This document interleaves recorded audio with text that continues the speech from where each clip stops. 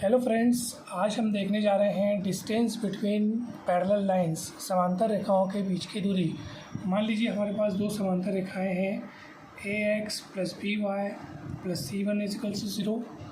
ये पहली लाइन का इक्वेशन हो गया, इसको इक्वेशन नंबर 1 कह देते हैं। और इसी तरह से जो दूसरी स्ट्रेट लाइन है उसका इक्वेशन हम लिखते हैं ax plus B Y plus c2 equals to 0। ये हो गया हमारे पास दूसरी लाइन का इक्वेशन हो गया। अब ये दोनों लाइन आपस में पैरेलल हैं। कैसे पता चला ये पैरेलल हैं? क्योंकि पैरेलल लाइन के इक्वेशन में ख़ास बात देखने को मिलती है कि x और y के कोफिशिएंट उनके सेम होते हैं। देखो यहाँ पे x का कोफिशिएंट a, यहाँ पर भी x का कोफिशिएंट a, इस लाइन में y का कोफिशिएंट b, इस लाइन में भी y का कोफिशिएंट b है। तो फिर फ़र्क कहाँ रहता है? फ़र्क रहता है केवल उनके इक्वेशन में ये जो कांस्टेंट टर्म रहता है, जो बिना एक्स वाई वाला टर्म रहता है, केवल वही फ़र्क रहता है। बाकी दोनों एक्स और वाई वाले जो कोफिशिएंट्स हैं वो सेम है। तो यही खास पहचान है दो लाइनों के पैरेलल होने की। ठीक है, तो यही पे आपको पहचान सकते हो कि हाँ दोनों लाइनें पैरेलल हैं। और उनके बीच की दूरी, तो उनके बीच की दूरी बहुत सरल तरीके से आसानी से हम पता कर सकते हैं। मान लो ये दो पैरेलल लाइन है और उनके बीच की दूरी आपको पता करनी है। तो इनके बीच की दूरी मान लो d है, तो d का सूत्र डायरेक्ट आप याद रखो। d का फॉर्मूला जो है वो है आपका mod of c1 minus c2 upon root over a square plus b square. अर्थात इन दोनों के कांस्टेंट टर्म को हमको माइनस करना है और मॉड लगाना है। मॉड का अर्थ ये है कि आपका यहाँ पे आंसर जो भी आए उसको आपको पॉजिटिव बना करके लिखना है, क्योंकि आप दूरी निकालने जा रहे हैं, दोनों पैरेलल लाइन के बीच की दूरी निकालने जा रहे हैं और दूरी कभी नेगेटिव नहीं होती है। तो आपको इन दोनों कांस्टेंट टर्म को माइनस करना है और उनका मॉड निकालना है। या यूँ कहिए कि दोनों लाइनों के इक्वेशन में जो कांस्टेंट टर्म होंगे तो आपको बड़े में से छोटा को माइनस करना है ताकि आपका आंसर हमेशा पॉजिटिव आए। और नीचे में root over a square plus b square. ठीक, बहुत सरल सा फॉर्मूला है ये, काफ़ी इजी तरीके से आपसे क्वेश्चन बनेंगे। तो मान लीजिए आपके पास कोई दो लाइनें आपको दी गई हैं। पहली लाइन है 3x minus 4y plus 9 equals to 0, और दूसरी लाइन है मान लो आपके पास 6x minus 8y minus 15 equal to 0। अब आप कहेंगे सर ये दोनों लाइनें पैरेलल कैसे हुई? क्योंकि पैरेलल लाइन में ख़ास बात क्या थी कि x के कोफिशिएंट सेम, y वाले कोफिशिएंट सेम। यहाँ तो अलग अलग दिख रहा है।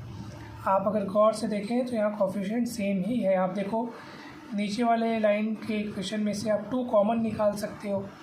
अगर यहाँ से आप 2 कॉमन निकालोगे तो ये 3x 4y माइनस 15/2 नहीं हो जाएगा? देखो आप 2 कॉमन निकालने के बाद, और 2 को आप 0 के बटे में ले जा करके उसको 0 कर सकते हो। 0/2 0 हो जाएगा। तो आखिर आप देखो कि फिर ये वाला जो इक्वेशन तैयार होगा 2 कॉमन निकालने के बाद जो आपके पास बनेगा वो आखिर इसके जैसा ही तो हुआ ना। तो इसलिए दोनों लाइनें पैरेलल हैं और आप इसी रूप में उसको देखो 2 कॉमन निकालने के बाद। अब आप ये वाली लाइन देखो जो पहली लाइन है, और दूसरी लाइन ये थी जिसमें से 2 कॉमन निकालने के बाद हमने उसको इस रूप में बदला। तो यहाँ पे आप देखो x वाला कोफिशिएंट 3, y वाला कोफिशिएंट -4। आपको साइन यानी चिन्ह सहित पढ़ना है। y का कोफिशिएंट -4 है यहाँ पे, और कांस्टेंट टर्म जो है यहाँ पे आपका वो है, एक में है आपका इक्वेशन, पहले इक्वेशन में 9 है और दूसरे इक्वेशन में -15/2 है। ठीक है, तो यही आपका c1 और c2 बन जाएगा 9 और -15/2। आपको क्या करना है? आपको कुछ भी नहीं करना है, बस फॉर्मूला रखना है। शॉर्टेस्ट डिस्टेंस वाले फॉर्मूले में वैल्यू रखनी है और बस शॉर्टेस्ट डिस्टेंस। तो d इक्वल टू कितना आएगा देखिए ज़रा। यहाँ पे d इक्वल आएगा आपके पास mod of c1 minus c2 upon root over a square plus b square.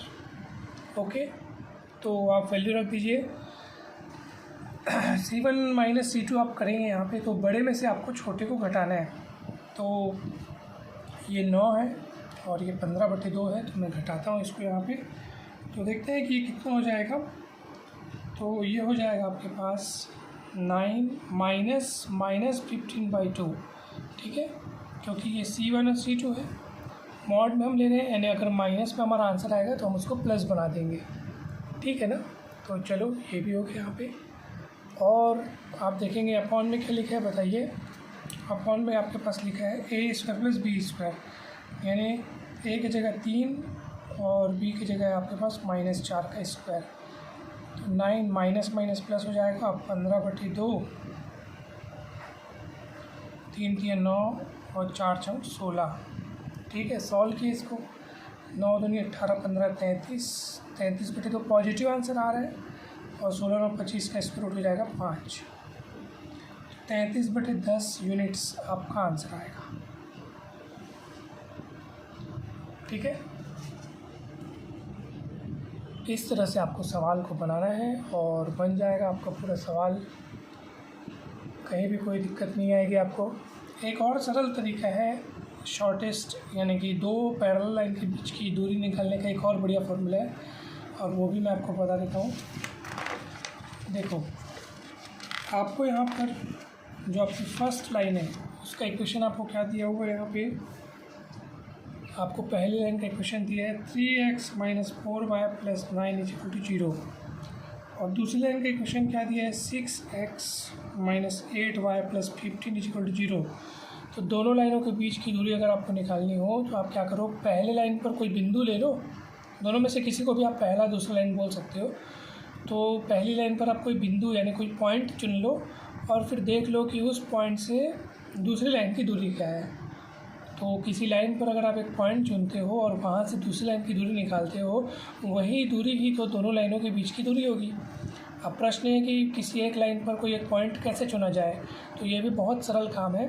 आप कोई भी एक लाइन पकड़ लो, मान लो मैंने ये वाली लाइन पकड़ ली, और यहाँ पर कोई बिंदु हमको चुनना है, तो इस लाइन के इक्वेशन में आप क्या करो, किसी भी एक वेरिएबल की वैल्यू 0 रख दो। जैसे आप मान लो y की वैल्यू 0 रख रहे हो, या x की वैल्यू भी 0 रख सकते थे आप, किसी एक को 0 रख के दूसरे वेरिएबल की वैल्यू आपको निकाल लेनी है। तो मान लो y की वैल्यू आपने 0 रखी, तो 0 हो जाएगा, तो आपके पास बचेगा 3x + 9 = 0। तो x की वैल्यू -9/3 यानी कि -3।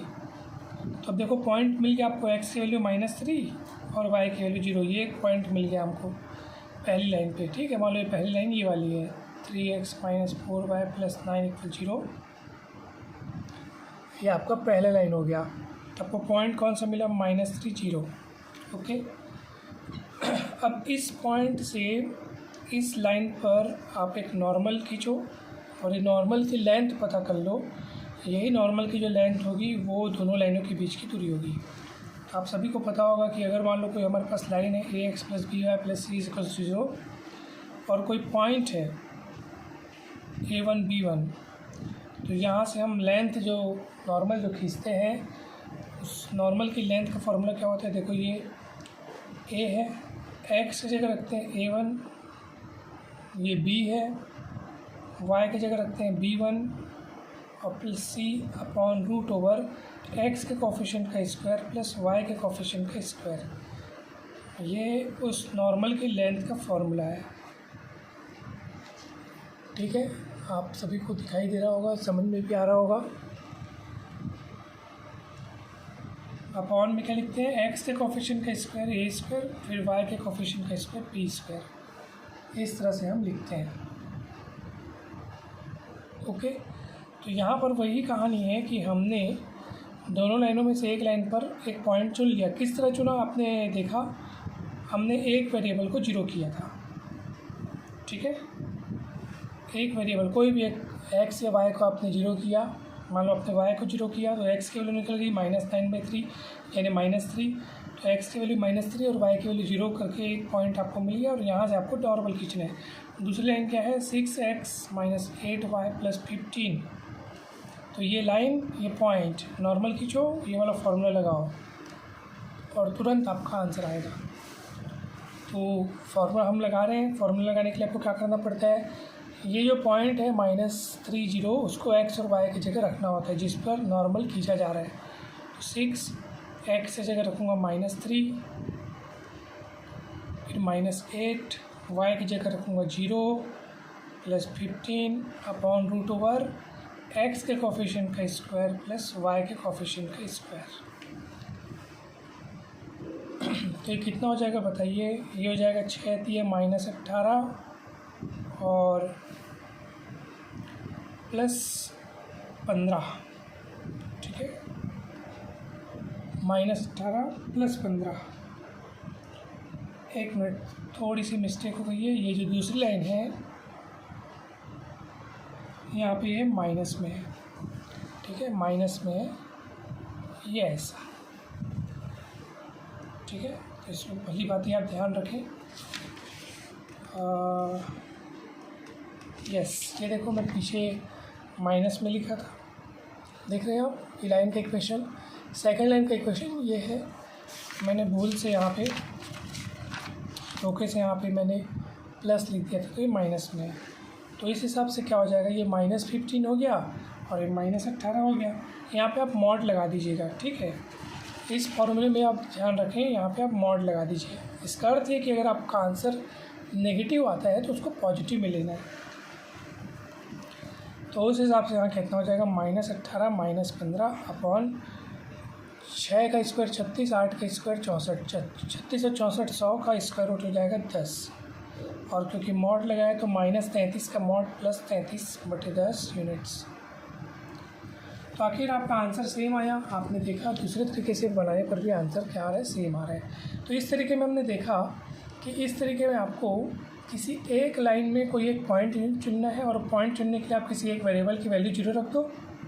जैसे अगर अपन यहाँ पे x 0 रखते हैं तो y की वैल्यू निकलती, तो पॉइंट होता x कोऑर्डिनेट 0 हो जाता है और y की वैल्यू जो आती है उसको यहाँ रखते। वो पॉइंट रख करके दूसरी लाइन में आप नॉर्मल खींचते और उस नॉर्मल का फॉर्मूला ये वाला लगाते आप और उसके बाद आंसर ला लेते आप।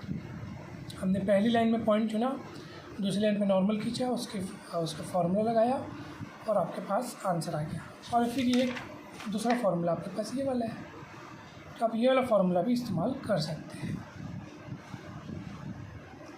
तो आई होप आपको ये पूरा टॉपिक अच्छे से समझ में आया होगा। अगर वीडियो अच्छा लगा हो तो लाइक करें, चैनल को सब्सक्राइब कर वीडियो को शेयर करें। वीडियो में आप किसी भी प्रकार का अगर सुधार चाहते हैं कि मतलब ये अगर आपको अच्छे से समझ में आ रहा है, क्योंकि हम पहले बोर्ड में वीडियो बनाते थे लेकिन अब कॉपी में हम बना रहे हैं, तो अगर आपको ये आइडिया अच्छा लग रहा है तो ज़रूर बताएं ताकि हम इस पर कंटिन्यू कर सकें। क्योंकि कॉपी पे अगर बनाएंगे तो ज़्यादा समय तक हम वीडियो बना सकते हैं, बोर्ड में ज़्यादा समय तक नहीं बन पाता है। तो आप सभी को थैंक यू सो मच, बहुत बहुत धन्यवाद।